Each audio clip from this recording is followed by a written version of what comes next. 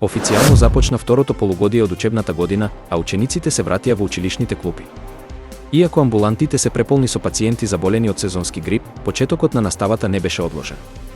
Здравствените власти предупредуваат дека бројот на заболени продолжува да расте, а пикот се очекува во февруари. Министерството за образование соопшти дека оваа година нема да има пролетен распуст, бидејќи ваквата одлука била поддржана од мнозинството родители, наставници и ученици.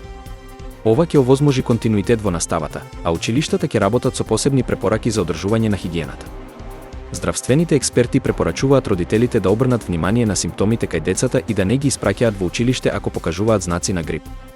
Училиштата, пак, се потсетени да ги почитуваат сите мерки за превенција и да обезбедат безбедна средина за учениците и наставниот кадар. Иако грипот предизвикува притисок врз здравствениот систем, сите институции остануваат мобилизирани за да ги заштитат учениците и наставниците. Соработката меѓу училиштата, родителите и здравствените власти е клучна за успешно справување со ситуацијата.